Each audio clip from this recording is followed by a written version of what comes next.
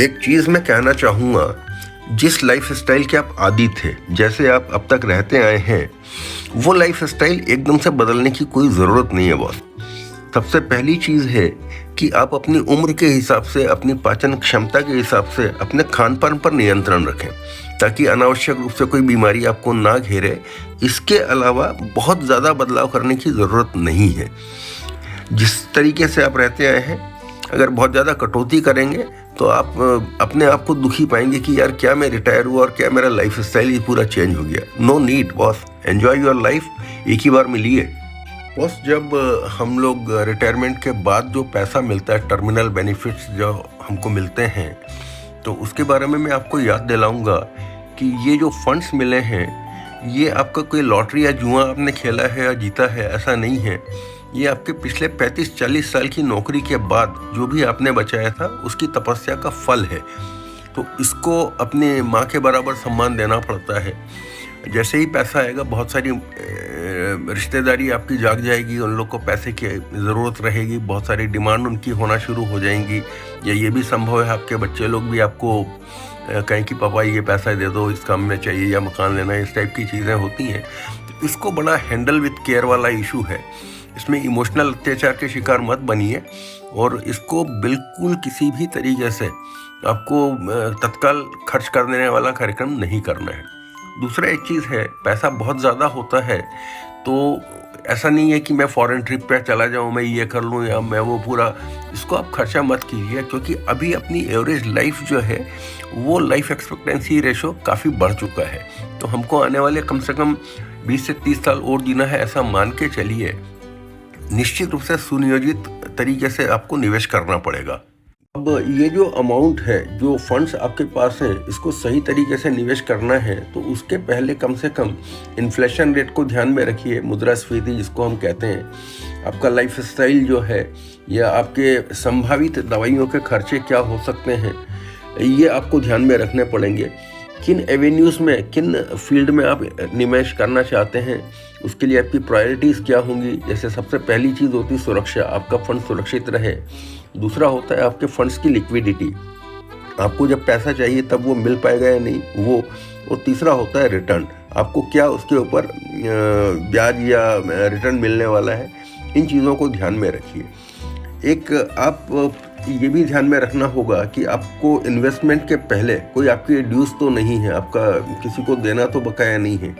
इनका हिसाब किताब करके जो पैसा बचता है, उसके बाद इनके जो ऑप्शंस बचेंगे आपको इन्वेस्टमेंट के, उनके ऊपर ध्यान रखना पड़ेगा। एक महत्वपूर्ण चीज़ है कि करीबन 6 महीने के आपके जो खर्चे हैं, महीने के जो खर्चे होते हैं हर महीने, उनका ऑन एन एवरेज 6 महीने के बराबर पैसा आप अपने सेविंग्स अकाउंट में या एक शॉर्ट डिपॉजिट रिसीट के रूप में रखें, ताकि अगर इमरजेंसी में ज़रूरत पड़ती है तो ये पैसा आपको तत्काल उपलब्ध हो सके। इस समय में ये हमेशा याद रखें कि रियल एस्टेट या सोने चांदी, इसमें पैसा निवेश करना बहुत ज़्यादा समझदारी का निर्णय नहीं होगा बॉस। एक मंथली आपका इनकम क्या होने वाला है, पेंशन प्लस आपका जो भी रिटर्न्स आएंगे वो, और आपके संभावित महीने के खर्चे, इनका एक कैश फ्लो बना लो बॉस। तो क्या होगा कि आपको आइडिया आएगा कि मुझे कितने पैसे मिलने वाले हैं और उसमें से कितने खर्च होने वाले हैं। जो बचता है उसको आप री इन्वेस्ट भी कर सकते हैं। दूसरा एक चीज़ है कि कभी भी आपके दोस्तों का, आपके साथियों का, सहकर्मियों का, उनके जो इन्वेस्टमेंट हुए उस प्लान की कॉपी मत करें, क्योंकि उनकी अपनी ज़रूरतें, अपना निर्णय उन्होंने किस आधार पर लिया है वो आप पे लागू होगा ऐसा ज़रूरी नहीं है ना। तो वो हमेशा ध्यान रखिए। जितने भी इन्वेस्टमेंट आप कर रहे हैं, अपने जीवन साथी के साथ जॉइंट अकाउंट के रूप में करें, और अपने सारे अकाउंट्स में नॉमिनी ज़रूर बनाइए।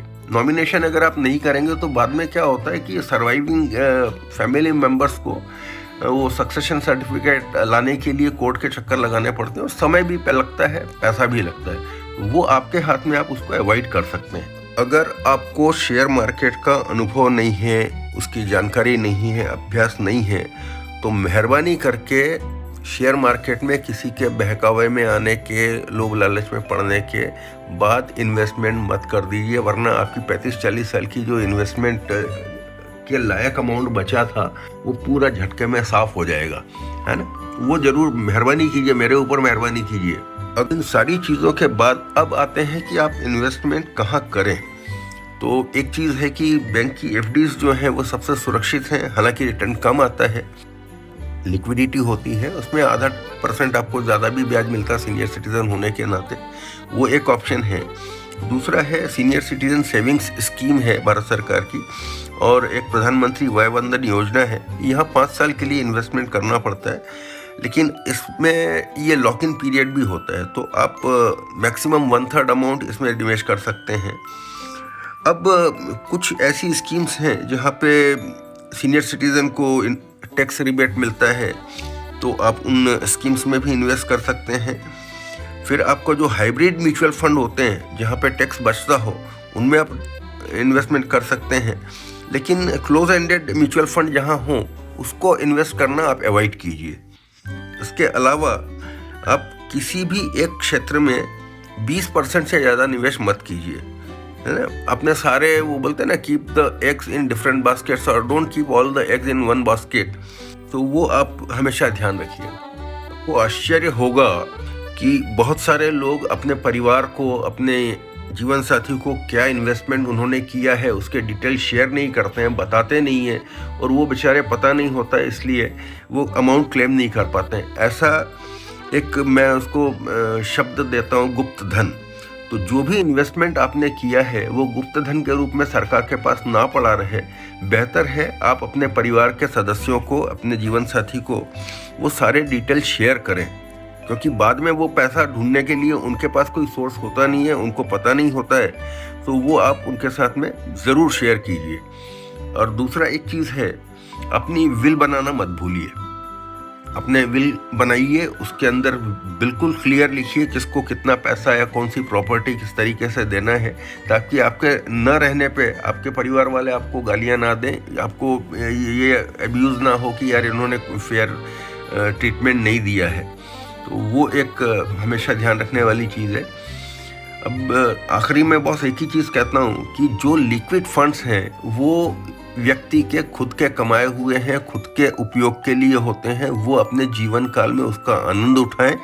जो फिक्स्ड एसेट्स हैं, जो भी आपका जायदाद है, वो जायदाद जरूर बच्चों के पास में जाए जब आप नहीं रहते हैं। तो अपने लिक्विड फंड्स जो हैं उनका एंजॉय कीजिए और अपनी ज़िंदगी को पूरी तरीके से मस्त मौला रह के जीना सीखिए। एक्चुअली एक जो इम्पॉर्टेंट पॉइंट है वो ये है कि अगर आप अपने बच्चों को अपने जीते जी सारे पैसे जायदाद हैंडओवर कर देते हैं तो मुश्किल बाद में क्या आती है, आपने कई उदाहरण देखे हैं। ऐसा नहीं है कि बच्चे आपसे प्यार नहीं करते हैं, आप अगर उनको सारा पैसा अभी दे देते हैं और बाद में उम्मीद करते हैं कि आपको जब पैसे की ज़रूरत होगी तब वो आपको वापस दे देंगे, तो एक चीज़ हमेशा ध्यान रखना पड़ती है कि अब उनका अपना परिवार शुरू हो रहा है, अपने बच्चों के साथ में, अपनी फैमिली के साथ में उनको आगे बढ़ना है, उनके बच्चों का एजुकेशन होगा, घर बनाने की ज़रूरतें होंगी। तो इन सारी चीज़ों में उलझ के अगर वो बच्चा रह गया तो वो आपको पैसे वापस नहीं कर पाएगा, फिर आप अननेसेसरली उसको कोसते बैठेंगे कि मैंने पैसे दिए और मुझे वापस नहीं दे रहा है। सो बेटर ये है कि उनको अपना ग्रो खुद करने दीजिए, अपना विकास खुद करें, और आप अपना जो लिक्विडिटी है, अपनी जो फंड्स हैं, उसको आप सेफ रखिए। बच्चों को आर्थिक मदद करने से ज़रूरी है आप उनको मानसिक संबल दें।